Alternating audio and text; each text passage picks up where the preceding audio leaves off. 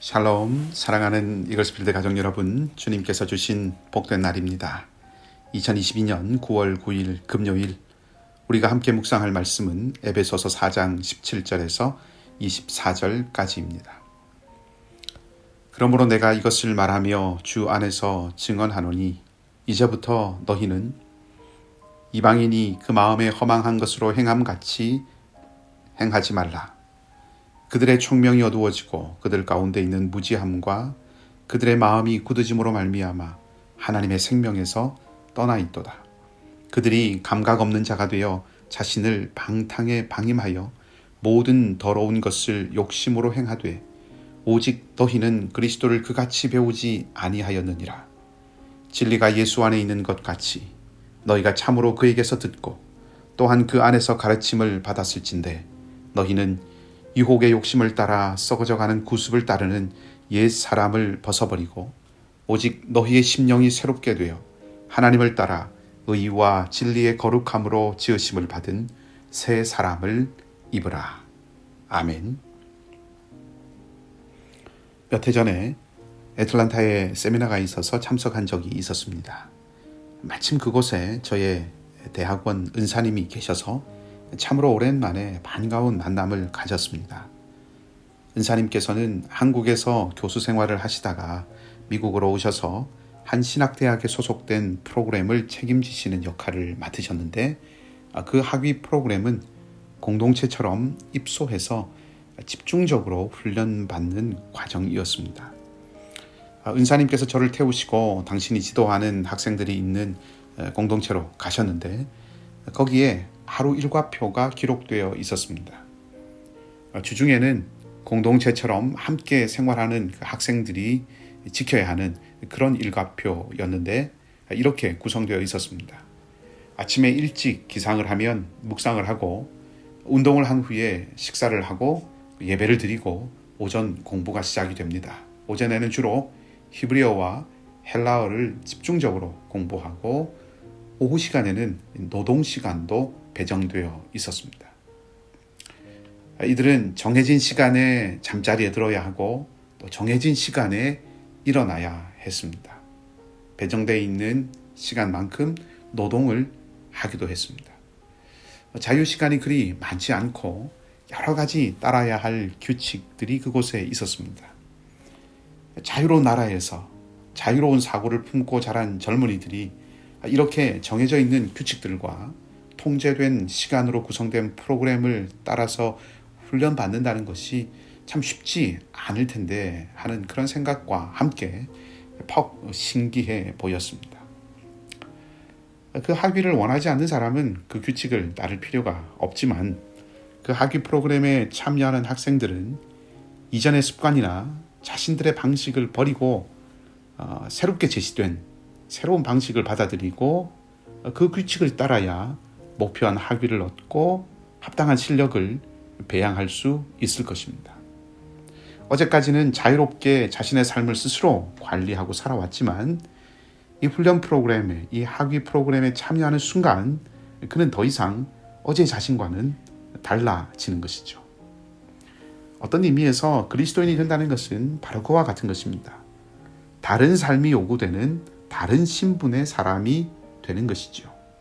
신분은 바뀌었는데 그것에 합당한 삶이 따라주지 않는다면 여러 가지 많은 문제와 어려움을 야기할 수 있을 것입니다. 오늘 바울도 같은 이야기를 하고 있습니다. 하나님의 은혜로 구원받은 사람은 이전의 삶을 버리고 새롭고 다른 삶을 살아야 한다는 것이죠. 크게 보아서 에베소서 4장에서 6장까지는 은혜 안에서 새로운 삶을 살아가야 한다 하는 그런 내용들을 담고 있습니다. 그것을 오늘 본문은 새 사람이라고 표현합니다. 오늘 우리가 읽은 본문은 옛사람과 새 사람의 삶을 아주 대조적으로 보여주고 있습니다. 특히 17절에서 19절까지의 모습은 어두운 삶의 모습, 이방인들의 삶의 부정적인 그런 모습인데 그것을 먼저 보여주고 20절에서 24절 말씀까지를 통해서 앞서 말했던 옛사람과 대조되는 새 사람의 삶을 이야기하고 있습니다. 옛사람의 삶은 어떻습니까? 허망합니다. 총명이 어두워졌습니다. 마음이 굳어 있습니다. 무엇보다 하나님의 생명에서 떠나 있습니다. 그 삶은 방탕하고 욕심에 이끌리는 삶입니다. 바울은 이런 삶을 좋은 것으로 여기고 사는 그 이방인들의 관습으로부터 벗어나라고 에베소 교회에 권고합니다. 이제는 이방인이 아니라 그리스도 안에서 하나님의 권속이 되었기에 그 이름에 합당한 삶을 살아야 한다고 권면하는 것입니다. 그렇다면 새 사람의 삶은 어떠합니까? 20절 이하를 통해서 말하고 있는데 그 삶은 무엇보다 그리스도에게 배우는 삶입니다. 20절과 21절 말씀을 보면 에베소 교회가 그리스도에게 배웠다고 말합니다. 물론 주님께 직접 배웠다는 뜻이 아니라 사도를 통해서, 교사들을 통해서 그리스도를 배웠고 그것을 바울은 그리스도 안에서라는 말로 표현하고 있습니다. 모든 일들이 다 그러하겠지만 특히 음악이나 미술과 같은 그런 예술 분야 그리고 어떤 학위 과정에 있는 사람들에게는 누구에게 배웠느냐 하는 문제가 아주 중요한 이슈입니다. 어떤 사람에게 배웠느냐에 따라서 연주 기법이나 곡을 해석하는 법이나 혹은 곡에 대한 이해와 표현 이런 것들이 다 결정이 되고 막대한 영향력을 받게 되는 거죠. 바울이 디모데에게 권면할 때도 또 네가 어려서부터 성경을 알았나니 라고 시작하는 우리가 잘 아는 구절이 들어있는 디모데후서 3장 14절을 보면 바울이 디모데를 향해서 나는 네가 누구에게서 배웠는지를 안다 라고 말하고 있는 것을 우리가 볼 수 있습니다. 그만큼 가르치고 가르침을 받는 자의 관계가 중요한 문제라고 하는 것입니다. 그리스도인은 그리스도에게 배우는 사람입니다. 많은 그리스도인들의 문제는 바로 이 배움의 대상이 제대로 설정되어 있지 않기 때문에 나타나는 것입니다. 우리는 그리스도에게 배우는 사람들이 되어야 합니다. 우리의 욕심이나 지식이나 지혜나 세상의 기준이나 판단력이 아니라 어떤 다른 사람이나 다른 존재가 아니라 그리스도에게 배워야 합니다. 바울은 오늘 그 그리스도에게 배우는 삶을 의와 진리의 거룩함으로 지으심을 받는 삶이라고 말합니다. 여기서 의는 하나님의 의로우심을 나타내는 것은 아니라는 것이 학자들의 대체적인 설명입니다. 오히려 사람과 사람 사이에서 옳고 바른 관계를 맺는 것, 사람 사이에서 마땅히 보여야 하는 선하고 정의로운 태도와 같은 것을 말한다는 것이죠. 그러니까 의라고 하는 것은 사람과의 관계를 생각해 보게 하는 것입니다. 그러나 거룩함은 하나님과의 관계에 대한 것입니다. 자, 이렇게 본다면 의와 진리의 거룩함이라고 하는 것은 사람과의 관계에서 그리고 하나님과의 관계에서 합당한 모습을 가지는 것을 말하는 것이라고 할 수 있습니다. 사람과의 관계에서 바르고 하나님과의 관계에서 바른 것, 그것은 주님이 말씀하신 하나님 사랑과 이웃 사랑의 삶을 사는 것입니다. 그것이 애초에 하나님의 형상으로 지음받은 사람에게 주어진 사명이기도 합니다. 그 삶의 구체적인 모습은 내일 본문에 더 등장합니다. 한 집사님의 이야기를 들었습니다. 집사님의 친구가 미국에 사는데 그 집에 유치원 정도 되는 아이가 있다고 합니다. 매일 가정 예배를 드리는데 그날은 그 아이가 예배를 인도했습니다. 찬송을 부르고 성경을 읽고 난 후에 가족들에게 선교사님들을 위해서 기도합시다 이렇게 말하고서는 그 아이가 두 손을 높이 들고 큰 소리로 무슨 말인지도 모르는 빠른 소리로 이 기도를 하더라는 것입니다.